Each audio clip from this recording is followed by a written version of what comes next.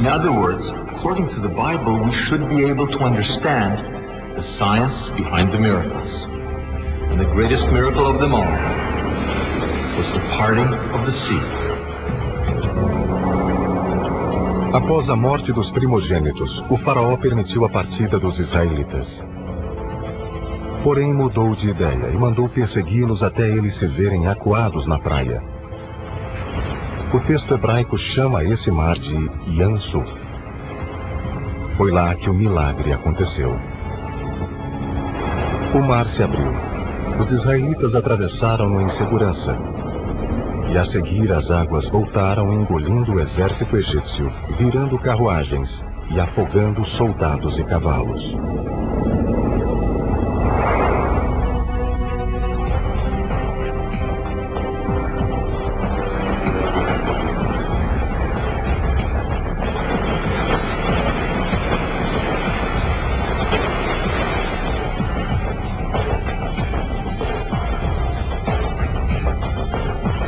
Durante anos, os exploradores procuraram indícios do mar que se abriu.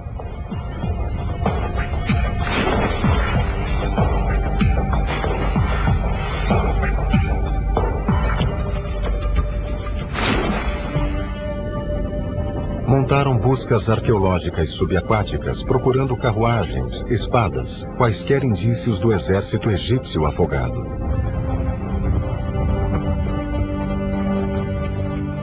Existe a teoria de que uma enorme plataforma marítima se elevou do leito do mar em uma tempestade e ficou exposta por algum tempo, dando passagem para os israelitas.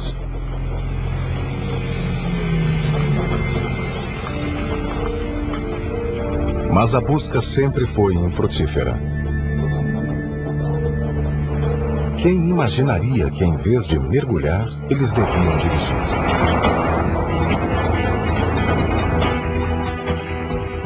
O problema é que Yam Suf, o lugar onde Moisés dividiu as águas, foi mal traduzido durante anos como Mar Vermelho, quando, na verdade, a tradução correta é Mar de Juncos. Os juncos crescem em água doce, não salgada, em lagos, não em oceanos. Devíamos, então, procurar um lago. Mas a qual lago a Bíblia se refere ao descrever a abertura do Mar de Juncos?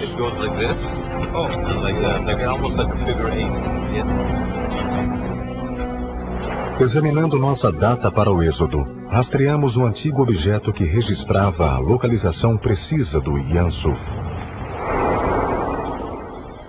Ele também nos deu a primeira prova arqueológica de que o mar se abriu.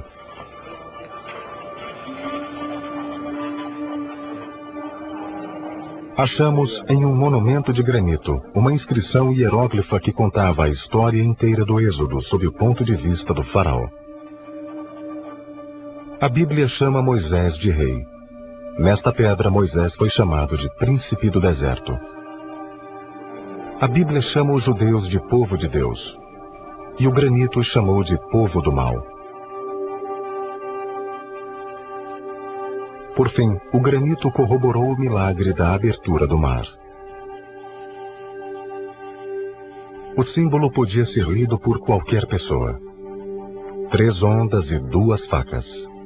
O mar cortado. The 3 water signs, one on top of the other, is typically used to apply to different types of bodies of water. It can apply to the Nile, can apply to a marsh, can apply to the sea. But what is not so common is when you have that word in combination with these 2 knives. The fact that you have these 2 knives associated with it would suggest that this is water that is cut, water that is divided. This might be an allusion to the waters that the Red Sea or the Reed Sea were divided in Exodus chapter 14. Oh, I see it. Para melhor examinar o texto, tiramos um molde em gesso. E descobrimos que os hieróglifos mencionavam mais do que a divisão do mar.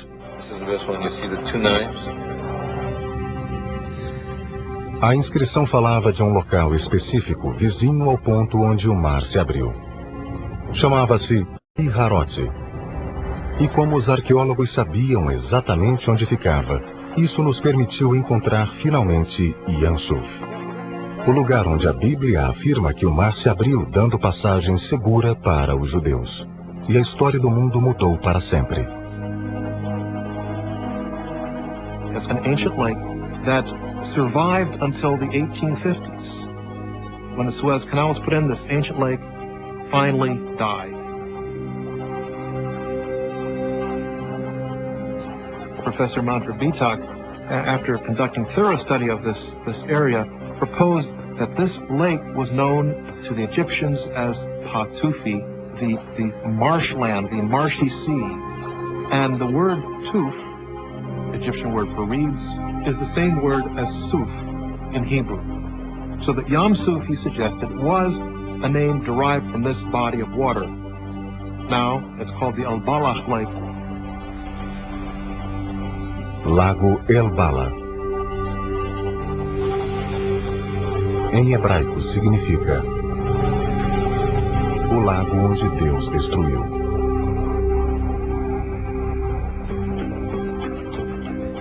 Sob a constante vigilância das autoridades egípcias, nós fomos ao lago El Bala, o local exato em que um dos maiores milagres da Bíblia supostamente teve lugar.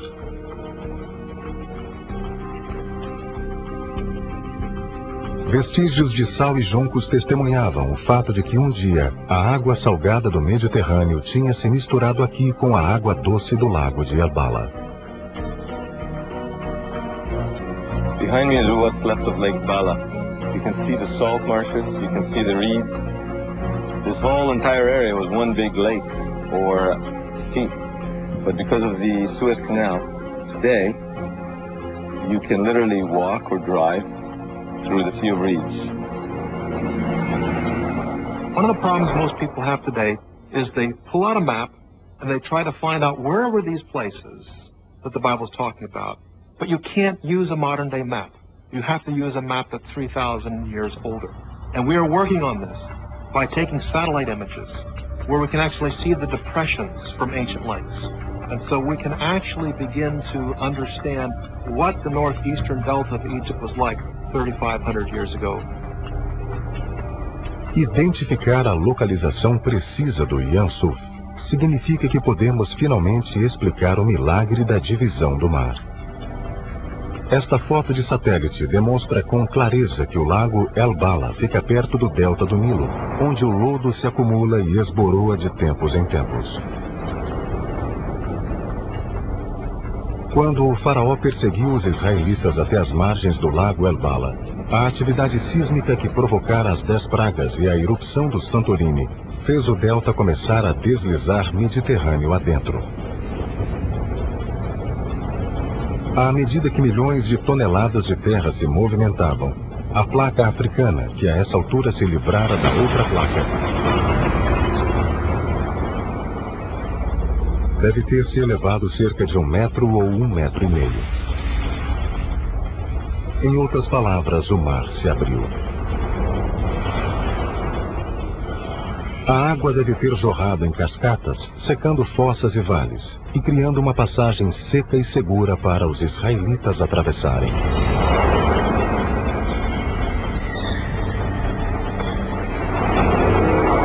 At this point, further seismic activity, or another collapse of the delta, would have sent a major tsunami crashing against the coast. We get some glimpse of these tidal waves in Turkey, where they carved out channeled scab lands, 30 miles inland. And in order to do that at the shore, it would have had to be more than half as high, these waves, as the Empire State Building. And that's exactly the description that we do have in the Bible.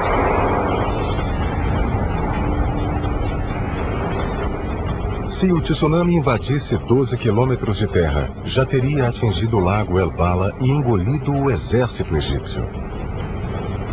A essa altura, segundo a Bíblia, os israelitas já se achavam fora do alcance das ondas.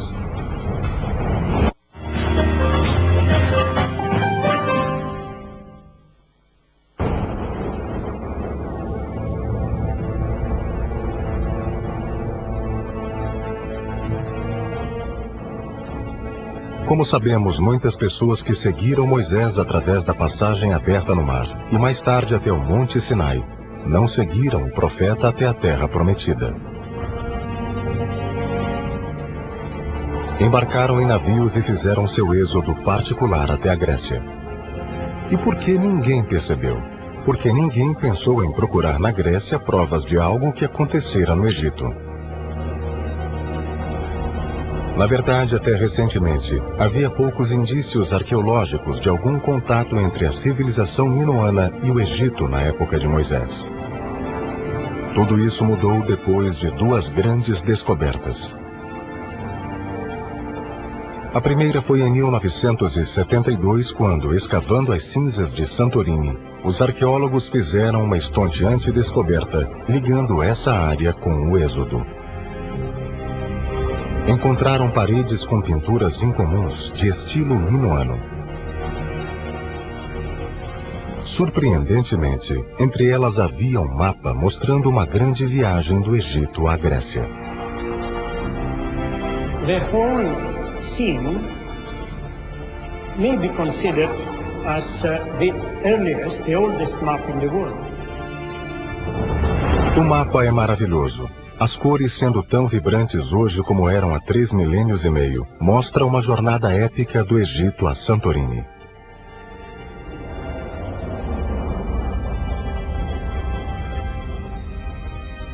A viagem está completa com uma terrível tempestade no mar. Examinando com atenção, vemos que os navegantes passaram pela fauna do Egito e pelas palmeiras do delta do Nilo.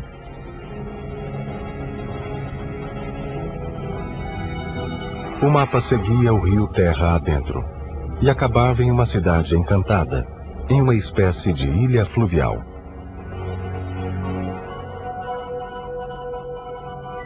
A misteriosa cidade achava-se cercada por altas muralhas, tendo casas de vários andares, damas elegantes espiando de altos terraços e um belo porto.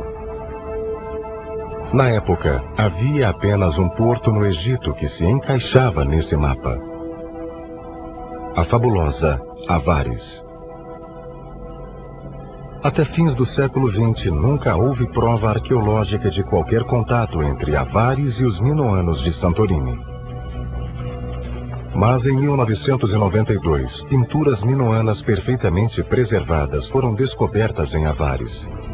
Isso prova que nos tempos bíblicos, essa cidade era habitada não só por israelitas, mas também por gregos.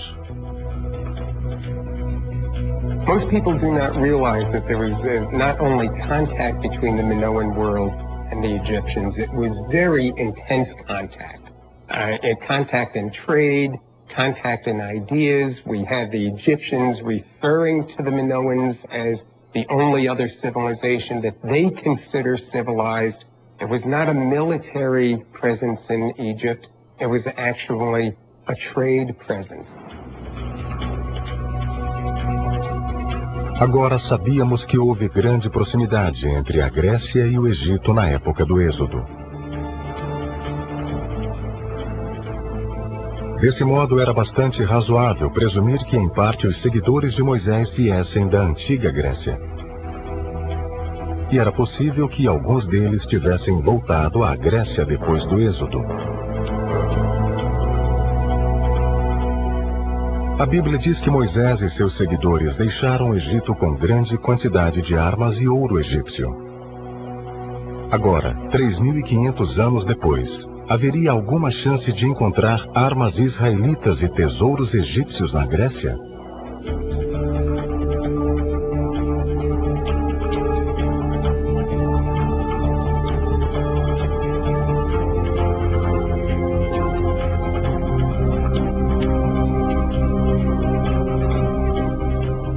Esta é Micenas, a 50 quilômetros da costa no continente grego. Em 1876, o famoso arqueólogo Heinrich Schliemann, que achou Troia, fez uma descoberta notável em Micenas. Aqui, ele encontrou tumbas de 3.500 anos. Eram tumbas excepcionais, com longas colunas que sustentavam tetos abobadados. foram construídas nas faldas de uma montanha com um formato de pirâmide.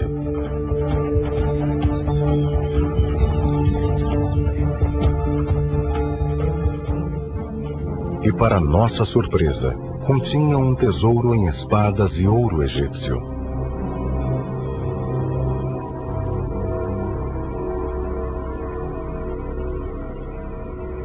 Schliemann imaginou que o ouro pertencera a Agamenon, aquele que chefiou a guerra contra Troia por causa da bela Helena.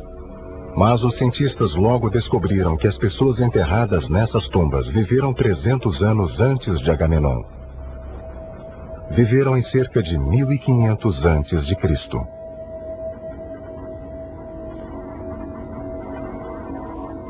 Será que aqui jaziam alguns seguidores de Moisés?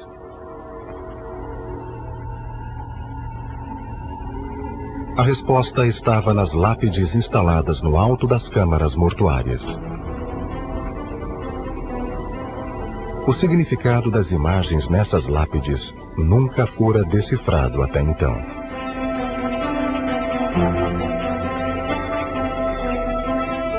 If you ask scholars, what is it?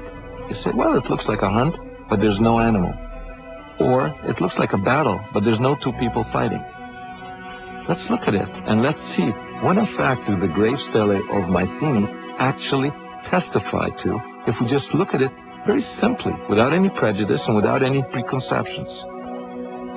I almost want to whisper some kind of secret, because nobody realizes that they have a 3,500-year-old movie, if you will, 3 frames of the parting of the sea.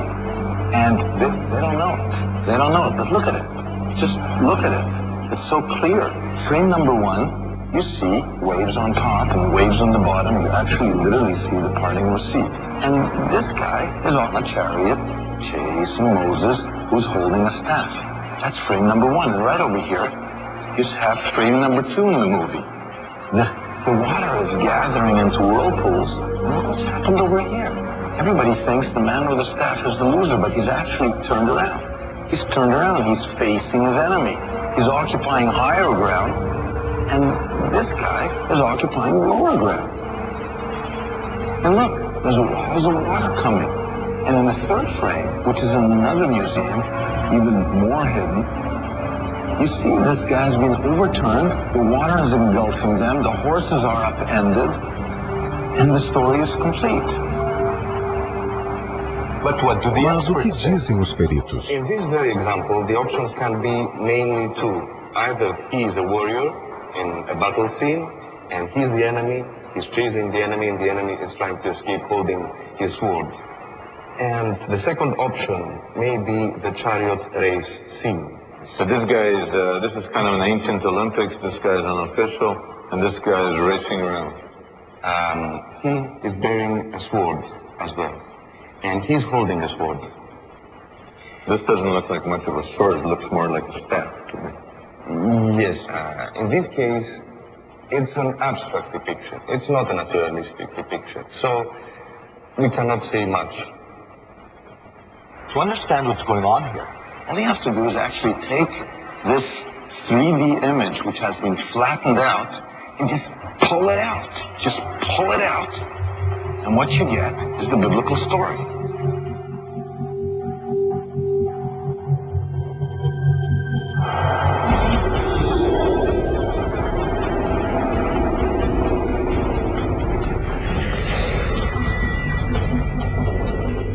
Ao juntarmos as 3 lápides, nós vimos exatamente o que está descrito no livro do Êxodo. Um guerreiro na carruagem perseguindo Moisés através do mar dividido. A seguir, Moisés se vira e enfrenta o perseguidor. Muralhas de água se erguem e caem sobre os egípcios. E por fim, guerreiro, carruagem e cavalos são engolidos pela água.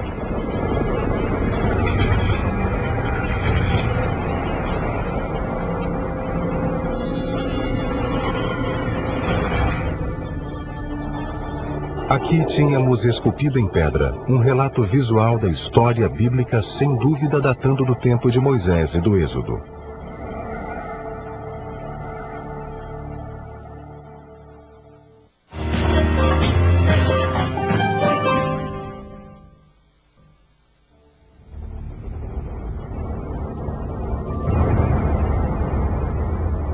As atividades sísmicas que provocaram a passagem pelo mar também acenderam línguas de fogo nessa área rica em gás e petróleo. O que Moisés e seus adeptos viram, justamente como diz a Bíblia, foi uma coluna de fumaça de dia e uma coluna de fogo à noite, conclamando-os para o deserto.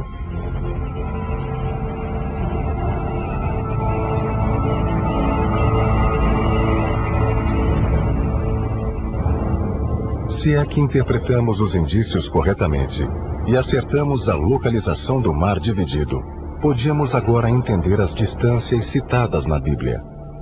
Talvez até pudéssemos encontrar o lendário Monte Sinai, onde, segundo as Escrituras, Deus revelou-se a Moisés. Muitos acham que identificar o Monte Sinai é essencial para corroborar a história bíblica. Por milênios, aventureiros vêm tentando encontrar essa misteriosa montanha e sempre acabam chegando ao lugar errado.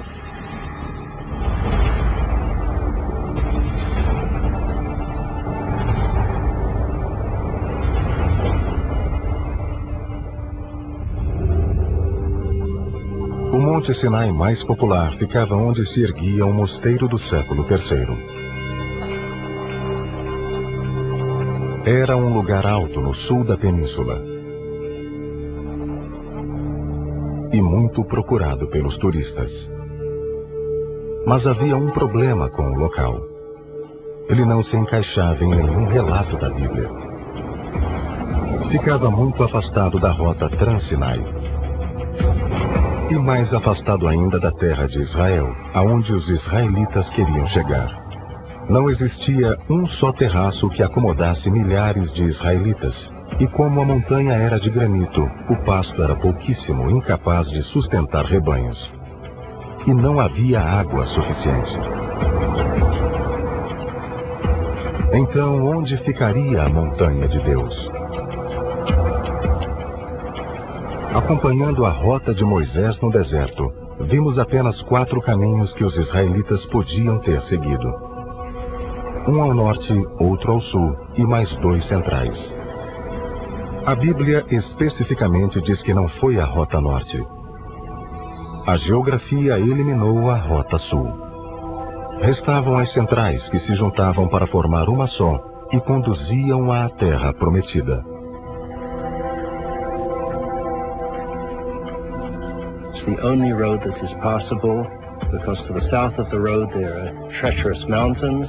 And to the north there is arid desert, sand dunes. And this road is an ancient road. There are water systems all along it. And that was the road on which Moses would have fled for his life from Egypt, and is the road that he would have taken back, finally leading the Israelites out to Revelation on Mount Sinai. A Bíblia fornece 3 coordenadas do Monte Sinai. Primeiro, de acordo com o itinerário bíblico, o Sinai fica a 14 dias de um lugar chamado Elim.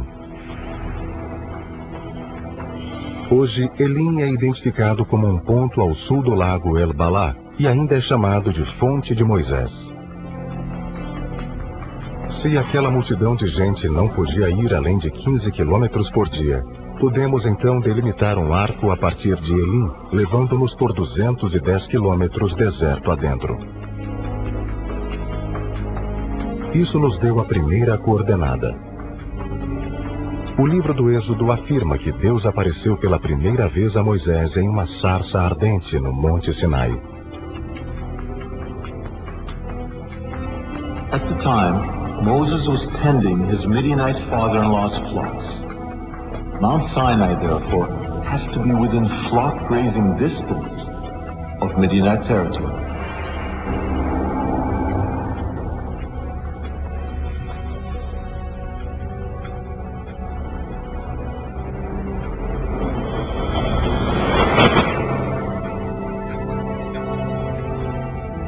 Aqui os arqueólogos encontraram vestígios de rebanhos e até de pinturas parietais midianitas.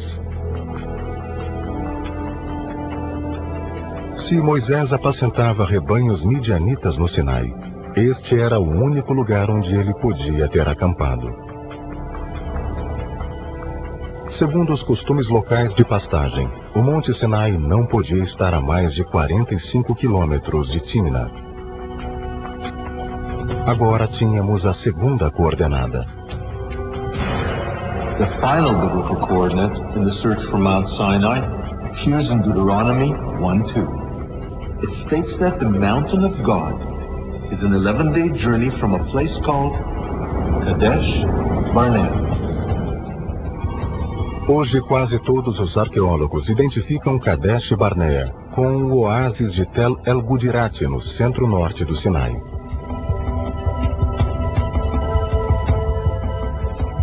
Usando 15 quilômetros por dia como medida, podemos desenhar nosso último arco no deserto a 165 quilômetros de Kadesh Barnea. Restou então uma pequena área que se encaixava nas coordenadas bíblicas. Mesmo assim, embora a área fosse pequena, havia muitas montanhas. Mas existia uma pista que talvez nos ajudasse a encontrar o Sinai definitivo.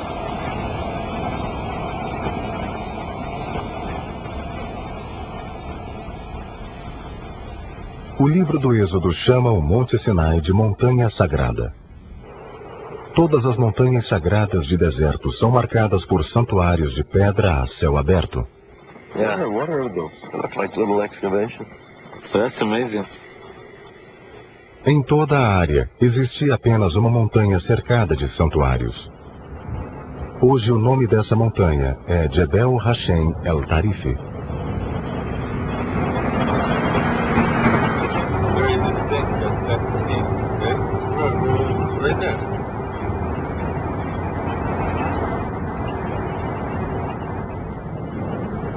Embora toda a área ficasse em plena zona militar, fomos até lá.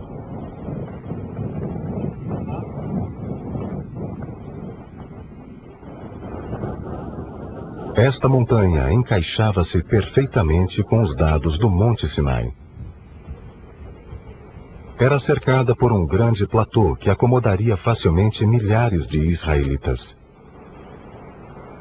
Também era bastante acessível e ficava na rota principal Trans-Sinai, que hoje segue a topografia da antiga rota. The mountain is not very high, it's only about 200 meters above the plateau, but it is very conspicuous. You can see it from a distance. And the unique point is that it is surrounded by actually the largest concentration of open-air sanctuaries that we know today in the desert.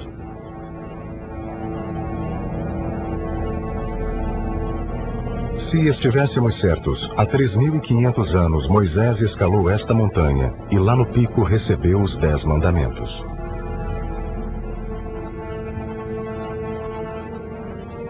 Mas não podemos ir além deste ponto. A presença de nossos câmeras incomodava demais a zona militar. O exército egípcio proibiu-nos de prosseguir. Não podemos escalar a montanha nem confirmar nossa teoria de que este era o Sinai.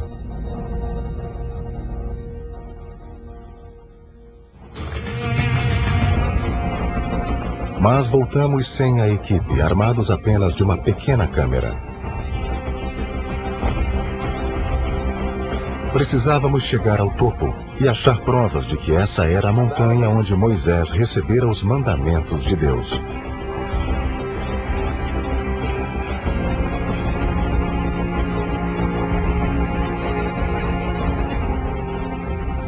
O que seria necessário para provar que este era o Sinai? A Bíblia afirma que o Monte Sinai tem características únicas. Se fosse aqui, deveríamos encontrar uma grande fenda e uma plataforma natural, onde Moisés ficava quando se dirigia ao povo. Sendo uma montanha sagrada, devia contar com túmulos de homens santos no pico. E devia ter sinais de que existia uma fonte de água, uma característica extremamente rara que, segundo a Bíblia, destacava o Sinai de outras montanhas do deserto.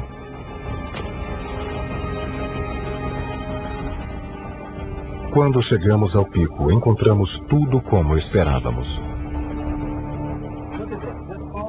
A fenda dava para um anfiteatro natural. Daqui, a voz de Moisés seria ouvida por todos.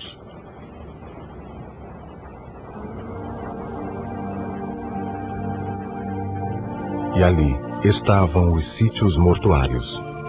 Each one is a circle of about 6 meters in diameter, and they are built in the shape of a platform, each one. You can see the burial cell, and the burial cell nicely built and roofed.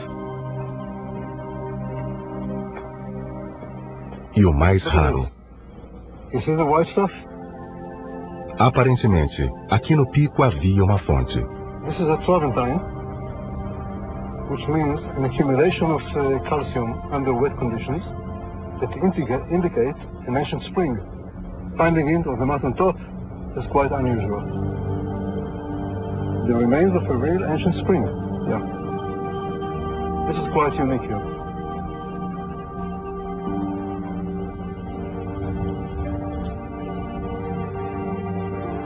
Todos os indícios apontavam que esta montanha era o Monte Sinai, onde, de acordo com a Bíblia, revelou-se a palavra de Deus que ficou gravada a fogo em nossa mente. Eu sou o Senhor teu Deus, que te tirei do Egito, da casa da escravidão. Não adorarás outro Deus ante a minha face. Não farás imagem esculpida nem figura nenhuma. Não pronuncies o nome de Deus, teu Senhor, em vão. Lembra-te do dia de sábado e santifica-o. Honra teu pai e tua mãe. Não matarás. Não cometerás adultério. Não roubarás. Não darás falso testemunho contra teu vizinho. Nem terás inveja da casa do vizinho. Não cobiçarás a mulher do vizinho.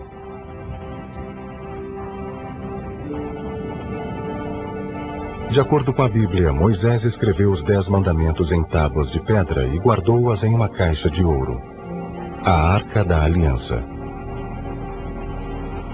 Depois ele construiu um templo portátil na base da montanha, um tabernáculo, lugar de adoração ao Deus de Israel e lar da Sagrada Arca.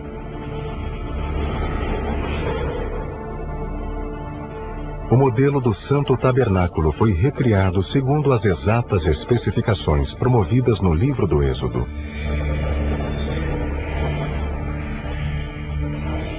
Na época do Êxodo, quando alguém se aproximava da entrada, encontrava um véu de 7 metros de altura. De acordo com fontes antigas, o véu era decorado com leões alados ou grifos, figuras geralmente associadas à Grécia Antiga.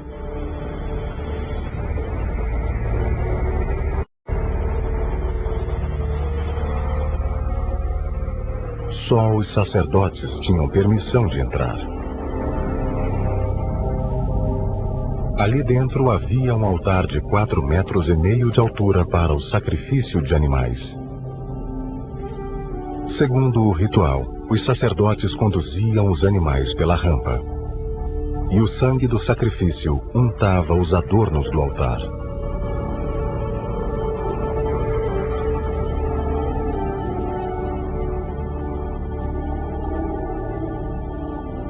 Mais ao fundo ficava o tabernáculo, a casa de Deus.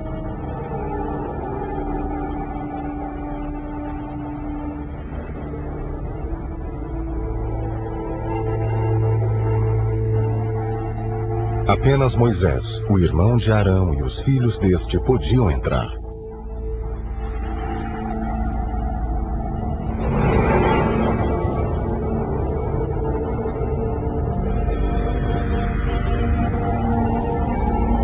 Dentro, além de rica tapeçaria decorada com grifos, havia objetos rituais de ouro.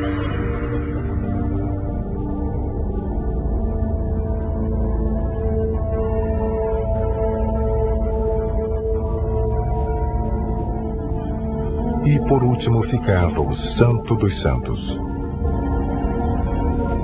Dentro havia um único objeto: o supremo objeto.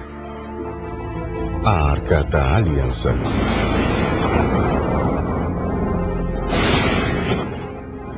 Ninguém sabia exatamente como era essa arca. A Bíblia afirma que ela foi desenhada pelo próprio Deus, a fim de guardar os 10 mandamentos. Com base nas descrições do livro do Êxodo, muitos tentaram reconstruí-la completa, com varões de ouro e tampa também de ouro, coroada por pássaros. Seja como for, tratava-se de refinada obra de ourivesaria.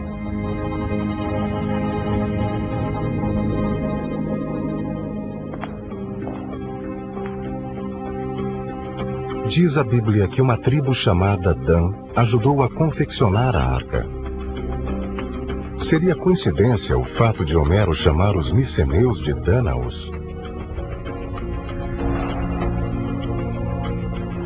Talvez entre os objetos encontrados por Chilima em Micenas houvesse uma imagem da arca, feita pelos mesmos artesãos que confeccionaram a arca, a fim de guardar os 10 mandamentos.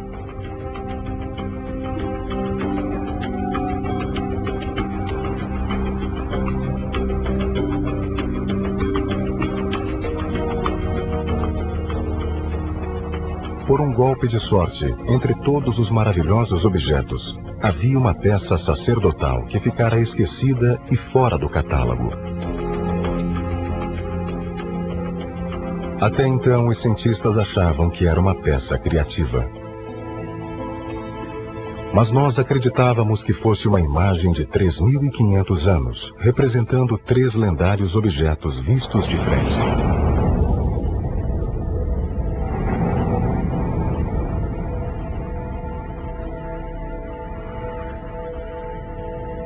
E agora podíamos ver claramente o santo altar, a rampa do tabernáculo e a Arca da Aliança.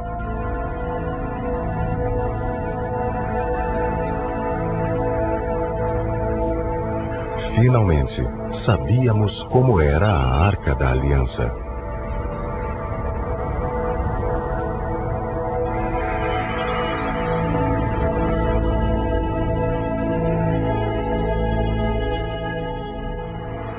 Mais ainda. Agora sabíamos como eram os objetos sagrados, vistos e venerados por Moisés em santuário indevassável. Até então, a única pessoa que tinha visto de perto tais objetos era Moisés.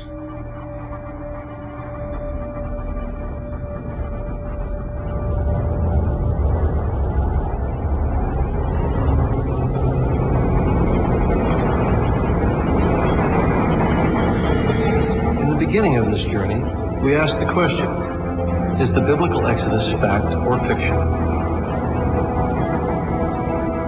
I think a compelling case has been made that the Exodus is a historical fact. Here we were shown for the first time ancient hieroglyphics and stone carvings depicting the parting of the sea. We saw the biblical plagues deciphered and the archaeological and geological proof that they actually occurred. We even trekked to the real Mount Sinai. And then, Jakubowicz revealed what is arguably the discovery of the millennium, a gold image of the Ark of the Covenant. But I think we must end our journey, as we started, with a question. Did all this happen as a result of massive geological events triggered by nothing more than nature? Or were the earthquakes, volcanoes, and the tsunamis caused by divine intervention when God decided to free a nation from slavery and forge a new covenant with humanity?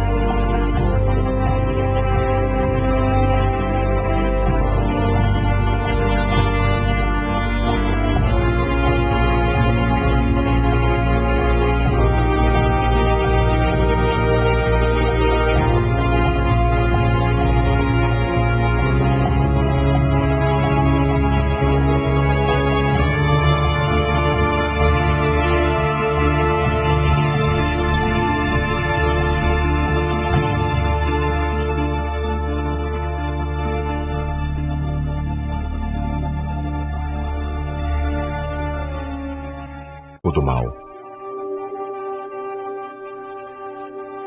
Por fim, o granito corroborou o milagre da abertura do mar.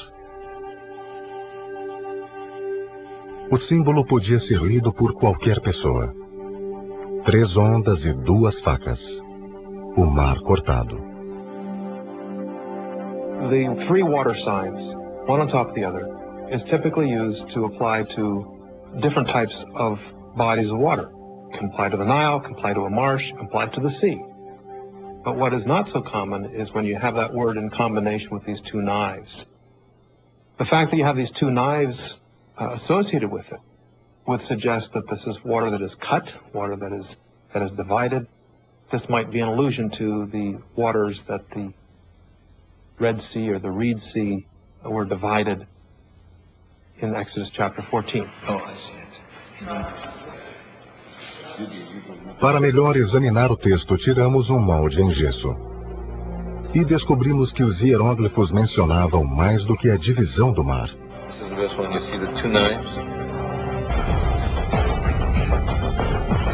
Durante anos, os exploradores procuraram indícios do mar que se abriu.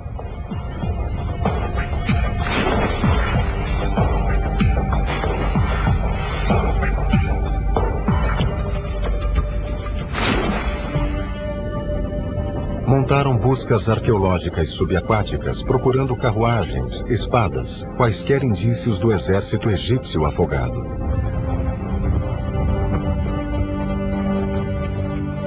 Existe a teoria de que uma enorme plataforma marítima se elevou do leito do mar em uma tempestade e ficou exposta por algum tempo, dando passagem para os israelitas.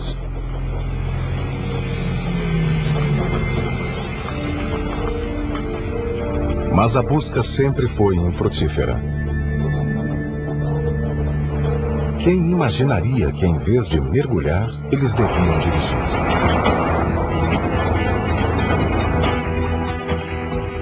O problema é que Yansuf, o lugar onde Moisés dividiu as águas, foi mal traduzido durante anos como Mar Vermelho. In other words, according to the Bible, we should be able to understand the science behind the miracles. And the greatest miracle of them all was the parting of the sea. Após a morte dos primogênitos, o faraó permitiu a partida dos israelitas. Porém, mudou de ideia e mandou persegui-los até eles se verem acuados na praia. O texto hebraico chama esse mar de Yansuf. Foi lá que o milagre aconteceu. O mar se abriu. Os israelitas atravessaram-no em segurança. E a seguir as águas voltaram, engolindo o exército egípcio, virando carruagens e afogando soldados e cavalos.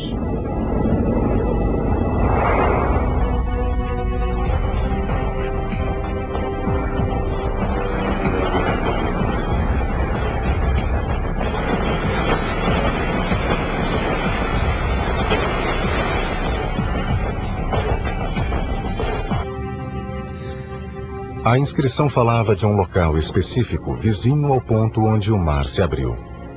Chamava-se Piharote. E como os arqueólogos sabiam exatamente onde ficava, isso nos permitiu encontrar finalmente Yansuf, o lugar onde a Bíblia afirma que o mar se abriu, dando passagem segura para os judeus. E a história do mundo mudou para sempre. It's an ancient lake that survived until the 1850s. When the Suez Canal was put in, this ancient lake finally died.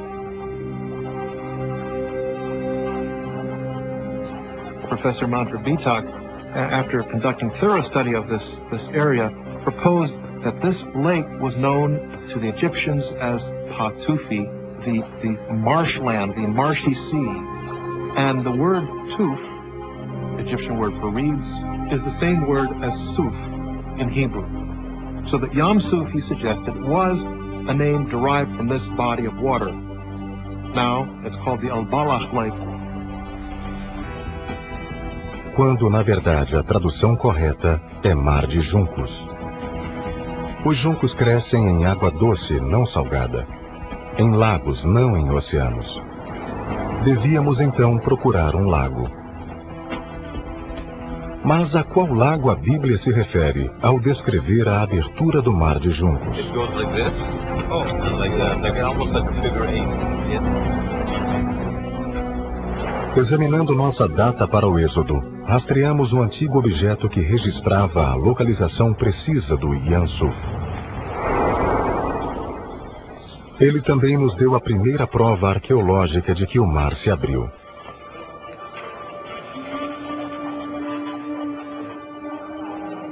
Achamos em um monumento de granito uma inscrição hieróglifa que contava a história inteira do Êxodo sob o ponto de vista do faraó. A Bíblia chama Moisés de rei. Nesta pedra, Moisés foi chamado de príncipe do deserto. A Bíblia chama os judeus de povo de Deus, e o granito os chamou de povo